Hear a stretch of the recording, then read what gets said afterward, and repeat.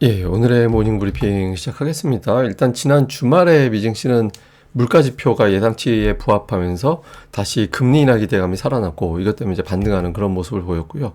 이번 주에는 이제 미국의 셧다운 이슈도 있고 이제 고용 지표 발표 앞두고 있고요. 그리고 추석 연휴까지 있잖아요. 아무래도 신중해질 수 있는데 외국인들이 추초에 이런 상황에서 어떤 쪽으로 몰아가는지 좀 볼 필요가 있고요. 외국인 투자들이 또 주목해서 지난주에 이제 매도했던 게 트럼프의 선불 발언. 예, 이게 3,500억 달러는 일단 내놔. 뭐 이런 식의 어떤 발언이 나오면서 우리 증시가 이제 흔들렸었는데 그렇게 흔들리고 나면 보통 이제 반등하긴 했거든요. 그러니까 전체 상장 주식 수의 85% 이상 하락하는 투매가 나오면 그 다음날 이제 반등하던 게 우리 증시 패턴이었는데 오늘장에서 이 패턴이 그대로 나오는지 이 부분도 중점적으로 봐야겠습니다. 우선 뭐 주말에 미증시는 대부분 다 올랐고 상당수의 업종, 그러니까 11개 업종 중에서 필수 소비재를 제외한 모든 업종이 올랐습니다. 그러니까 이제 전체적으로 예상대로 물가 지표가 나오면서 연내 금리 인하가 추가로 어쨌든 단행은 되겠구나 이런 어떤 기대감이 나오면서 전반적으로 이제 반등하는 그런 모습을 보였고, 그러니까 PCE 지표가 이게 추세로 보면 살짝 올라가는 거잖아요. 그러니까 지난 전달보다 이게 추세가 조금씩 올라가는 것 같이 보이긴 하죠. 그런데 시장에서는 이 기준을 3%로 보는 것 같아요. 그래도 일단 3%보다 아래쪽에 전년 대비 물가 상승률이 3% 미만으로 잡히게 되면 그렇게 위협적이지는 않을 것 같다. 지금으로서는 이렇게 보는 것 같거든요. 그래서 어쨌든 저기 수치가 잘 나온 건 아닌데 그래도 3% 넘지 않았으니까 일단 안도. 지금의 고용 상황 봤을 때는 연내 한 번 정도 금리 인하 또는 조금 욕심내면 2번 정도의 금리 인하는 가능할 것 같아. 그러니까 이런 분위기를 만들어냈습니다. 그리고 이제 금리하고 달러를 보면 국채 금리는 조금씩 계속 올라가고 있거든요. 그래서 금리가 올라간 거는 좀 찜찜하긴 한데 그 달러 인덱스는 또 빠졌어요. 그러니까 최근 들어서 이제 미국의 뭐 셧다운 이슈도 있고 그리고 이제 미국의 물가 지표가 예상치하고 이제 똑같이 나오고 하다 보니까 이게 달러 인덱스 최근에 반등한 거는 좀 오버한 것 같다 이렇게 본 것 같거든요. 그래서 금리는 조금 오르긴 했지만 달러 인덱스가 꺾여서 이게 두 개가 다 올라가면 시장에 부담이 되거든요. 근데 이제 금리는 0.19% 올라갔고 달러는 0.38% 빠졌잖아요. 그래서 둘 중에 더 영향을 많이 받는 건 달러가 더 많이 빠졌기 때문에 그러니까 이거는 좀 긍정적으로 영향을 줄 수 있는 사안이죠. 근데 이게 앞으로 계속 내려가 줘야 돼요. 이게 두 개 다 올라가는 추세가 다시 한번 만들어지면 신흥시장 쪽에 부담이 될 수는 있거든요. 그래서 이거는 이제 계속해서 좀 추이는 확인을 해봐야 될 것 같습니다. 자, 우리 증시는 지난주 코스피가 되게 많이 빠졌죠. 그러니까 8월 초 이후에 가장 많이 빠지는 그런 모습을 보였거든요. 근데 이게 보통 21선, 그러니까 이제 보통 이제 올라가다가 이제 상승하다가 빠졌을 때는 21선 정도, 뭐 횡보하면은 뭐 21선하고 맞물리기 때문에 이제 그게 지선이 된다 안 된다 이렇게 보긴 어려운데 보통 저렇게 올라간 상태에서 조정이 나올 때는 21선 전후에서는 바닥이 나오긴 했었거든요. 그래서 지난번에 이제 아래꼬리 달고 했던 게 저기까지 내려가면 올라오지 않을까 이런 기대감도 좀 있었던 것 같아요. 그래서 어쨌든 코스피는 여기서부터 3,300포인트 초반 정도를 3,300 초반, 중반 그 라인을 일단 지지선으로 보고 있는 게 아닌가. 1차적으로는 이제 그런 추정이 좀 되는 게 있고요. 또 하나는 외국인 투자자들이 어쨌든 지금으로서 이제 순매수는 하고는 있거든요. 근데 이제 지금 딱 보시다시피 외국인들 매도가 7천억 원 정도. 예, 하루에 이제 7천억 원 정도 매도가 나오면 그 다음에 그러니까 비슷한 매도를 연속적으로 하진 않았어요. 그러니까 지금 하반기 들어서 외국인들이 순매수로 바뀌어 있는 상태였잖아요. 근데 외국인들이 그 매수하는 과정에서 7천억 원 이상을 매도하는 날이 산발적으로 들어가 있긴 했거든요.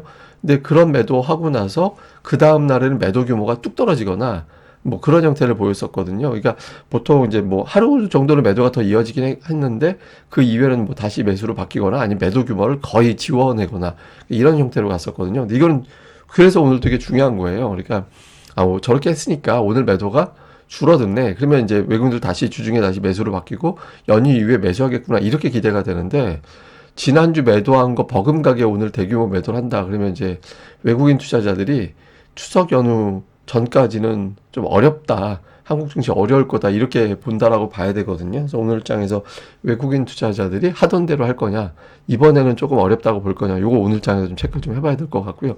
다음에 또 하나는, 이게 이제 하락 종목수, 예, 하락 종목수가 되게 많아질 때, 예, 하락 종목수가 이제 되게 많아져서, 그러니까 그 전체 상장사 중에 85% 이상의 하락 종목 수가 나올 때를 보면 대부분 그때가 바닥이었어요.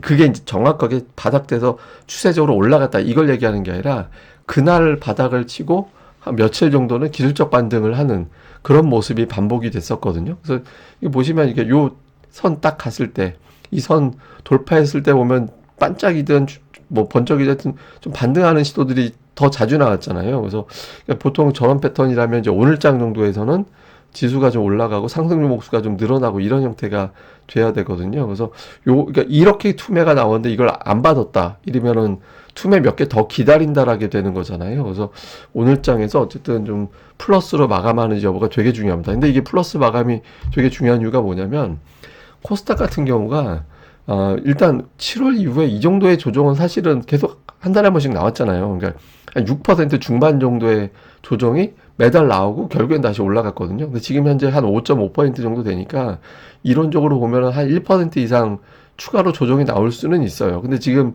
이 상태에서 1% 이상 조정이 나오면 어떤 게 걱정이 되냐면 코스닥의 신용잔고 추이입니다. 이게 신용잔고 추이를 보면 9월 8일 이후에 하루 빼고 계속 늘었어요. 그리고 9월 중순 이후부터는 하루에 2,500억 원, 막 1,000억 원, 그러니까 이렇게 늘어나 있거든요. 근데 지금 요 상태에서 지금 고점 대비 한 5% 이상 빠졌잖아요. 여기서 더 빠지면 최상단 부근에서 들어왔던 신용 물량들이 터지기 시작하면서 이 물량이 또 매도를 부르고 매도가 매도를 부르고 이렇게 되면서 좀 추석 전에 이상한 투매, 그러니까 수급에 의한 투매를 또 두들겨 맞는 이제 그런 경우가 생길 수 있거든요. 그래서 요 부근, 그러니까 지난주 금요일 전후에서 저점을 잡고 돌리지 못하면 그러면 이제 코스닥에서는 좀 코스닥이나 코스피 중소형 주군 그러니까 이런 쪽에서는 약간 이제 신용 관련된 매도 물량이 갑자기 쏟아져 나오면서 시장이 뚜렷한 재료 없이 수급으로만 빠지는 그런 형태가 나올 수 있습니다. 그래서 이제 지난주 금요일 정도 저점을 잡고 돌릴 수 있는지 이 부분이 상당히 중요한 변수로 좀 오늘장 그리고 이번 주 초반에는 좀 집중적으로 봐야 될 것 같습니다. 근데 이제 이게 그나마 이제 조금 이건 다행이라고 할 수는 없는 건데 이게 ADR 이거는 뭐 제가 ADR은 항상 제가 이걸 한 10년 전부터 얘기했던 데이터라서, 그러니까 근데 이걸 참 잘 맞아요, 데이터가. 근데 이게 틀릴 때가 있거든요. 그러니까 틀릴 때가 어떤 경우냐면, 금융위기급의 하락이 나올 때가 틀리는 거예요. 그러니까 이게 이제 돌아설 때 안 돌아서게 되면, 이게 이제 정말 그 예상 밖에 엄청난 뭔가가 터진 거구나, 이렇게 볼 수 있는 데이터거든요. 근데 이제 일반적인 경우라면, ADR이 보통 코스피 기준으로 80 전후면은 바닥이 나옵니다. 그러니까 더 밀고 내려가서 이제 70까지 빠지는 경우가 있긴 한데 전략적으로는 80부터는 과매도로 우리가 치고 보게 되거든요. 근데 지금 88 정도 왔다 갔다 되고 월요일까지는 ADR이 다시 올라가긴 하지만 화요일 이후부터는 이제 떨어지기 시작해서 이번 주 목요일 또는 연휴 끝난 직후에는 이게 과매도로 내려가는 게 돼요. 그러니까 그러면 이제 전략적으로 어떻게 하게 되냐면 추세적으로 이제 내려가는 사이클에 걸렸기 때문에 이제 ADR이 점점 과매도권으로 다가온다. 그럼 그때부터 막 종목을 추려야 돼요. 이제부터 무슨 종목을 받을까? 어떤 종목을 늘릴까? 어떤 걸 줄이고 어떤 걸 더 살까? 그래서 뭐 시장이 지금 이 위치에서 시장이 안정되진 않거든요. 안정되진 않지만 거의 막바지 변동성으로 보고 이때부터는 이제 종목을 추리기 시작하는 그런 작업이 필요하거든요. 그래서 뭐 계속해서 이제 좀 기관들이 하락 이용해서 물량 받은 종목들이라든가 실적은 좋은데 주가가 이제 좀 단기적으로 시장 분위기 휩쓸려서 밀린 종목들 있죠. 그러니까 이런 것들에 대해서는 좀 관심을 계속 가져나갈 필요는 있습니다. 자, 일단 좀 요약을 해보면, 지난주에 시장을 지배했던 재료는 금리, 그다음에 이제 AI에 대한 우려, 투자 압박, 이 세 가지였잖아요. 일단 이제 금리 부분은 약간 상쇄시켜주는 뉴스가 나오긴 했습니다. 근데 이제 이거는 당장 이번 주에 또 줄줄이 미국의 이제 구인 건수, ADP 민간 고용, 비농업 일자리 이런 또 고용 지표가 나올 거라서 그 고용 지표 보면서 이제 시장이 또 수정이 될 거거든요. 특히 이번 주 우리 증시는 이제 휴장인 날 보게 될 텐데 그러니까 미국의 고용 지표가 어떻게 나오는지 이걸 봐야 되는데 일단은 이제 지난 주말에 나온 PC가 예상치에 부합하면서 한숨은 돌렸다 이렇게 봐야 될 거고 다음에 이제 AI 우려, 그러니까 AI가 저거 제대로 된 투자 맞냐 이런 의구심이 제기가 됐고 또 마이크론 테크놀로지 같은 반도체주는 실적이 잘 나왔는데 이 실적 잘 나온 거는 주가 다 반영된 거다 이렇게 되면서 이제 주가가 밀렸잖아요. 일단 주말에는 마이크론 테크놀로지 주가도 일단은 하락은 막아내긴 했거든요. 그러니까 이렇게 되면서 일단 한숨은 돌렸고 이제 문제는 이제 투자 압박. 예, 이거를 완전히 이제 벗어내지는 못하고 있죠. 근데 이제 저거는 단계 해결이 안 될 거예요. 그러니까 우리 입장은 우리 입장대로 있고, 뭐 미국은 미국대로 한국 압박해가지고 돈 안 주겠다고 하면 어쩔 거예요, 자기네들이. 예, 그럼 관세 100% 물린다고 하면 한국이 관세 물려서 최종적으로 뭐 할 거예요? 그러니까 결국에는 압박은 최대치로 가되 어떤 형태가 됐든 협상은 나중에 결론이 나겠죠. 예, 근데 그 결론 나는 과정까지는 또 시간이 되게 걸릴 거라서 저거는 이제 산발적인 어떤 재료 그 정도로 이제 영향을 주고 이번에 이제 한번 이제 영향을 주고 나서 또 소강 상태로 갈 걸로 보여집니다. 그래서 일단 이제 지난주에 시장을 흔들었던 재료는 지난주 대비 강도는 약간 완화된 상태로 넘어왔다라고 봐야 될 거고, 그 다음에 이제 하나는 수급에서 지난주 금요일에 외국인들이 되게 많이 팔았는데 삼성전자는 안 팔았거든요. 근데 이것도 되게 중요한 거예요. 그러니까 외국인들이 하반기에 우리 증시에서 12조 원 샀는데 삼성전자만 7조 원 넘게 샀거든요. 그러니까 삼성전자의 진심이었잖아요. 근데 삼성전자마저 매도하기 시작하면 이거 외국인 투자들이 정말 어렵게 본 거다. 이렇게 해석이 될 수 있고, 그리고 삼성전자 지금 자사주 매입이 진행 중인데 거의 90% 가까이 마무리가 되고 있습니다. 그래서 자사주 매입이 거의 이제 마무리되고 물론 그렇다고 뭐 거래량 감안해 볼 때 뭐 자사주 매입하는 규모가 어마어마한 건 아니지만 또 수급이 또 빌 수 있는 그런 구간으로 가고 있는 상태라서 여기서 외국인들이 만약에 이제 매도를 해버리면 좀 이상해질 수 있거든요. 그래서 오늘 장에서 전기전자 업종의 수급 잘 봐야 될 것 같고요. 그 다음에 이제 앞서 보여드린 대로 7월 이후에 코스닥은 보통 월 평균 6% 중반, 예, 그 정도 조정 나오고 다시 튕겨 올리고 이런 형태 됐거든요. 근데 현재 조정폭이 5% 중반 정도 돼요.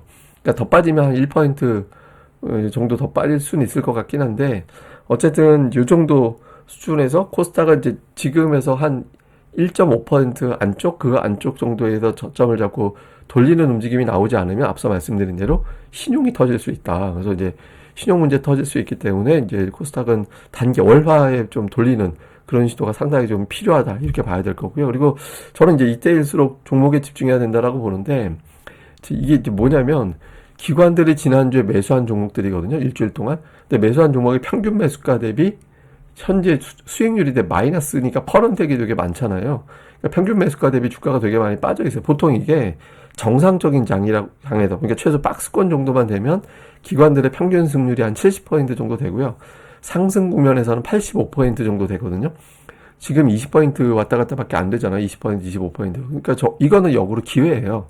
예, 기관들이 이렇게 하락을 이용해서 물량을 받아낸 종목군들 리스트로도 볼 수 있어서 이런 쪽 종목군들을 또 면밀하게 살펴보면서 이제 좀 과매도권으로 간다. 그랬을 때는 이제 이런 종목군들을 또 관심을 가져 나간다. 이런 식으로 이제 추려 나가는 그런 대응이 좀 필요한 시점이다. 이렇게 보면은 될 것 같습니다. 예, 근데 어쨌든 저는 삼성전자의 역할이 되게 중요한 때라고 생각을 합니다. 그러니까 지금 올해 들어서 누적 상승률이 50%를 넘겨버렸잖아요. 그러니까 이 정도 상승률은 삼성전자가 그 2000년대 초반 이후에 2010년대 넘어가고 나서 연간 상승률이 50% 넘긴 적이 없었어요. 최종 스코어로. 근데 지금 넘어가고 있는 상태잖아요. 근데 삼성전자가 되게 특이한 게 장기적으로 2020년 이후에 박스권이에요. 캔들만 놓고 보면. 예, 저 캔들 몸통만 놓고 보면 일단 대략적으로 하단은 5만 원대 초반. 다음에 이제 상단은 대략적으로 8만 원대 정도에서 박스권에 갇혀 있는 그런 모습인데 현재까지는 그 몸통이 위로 올라가 있잖아요.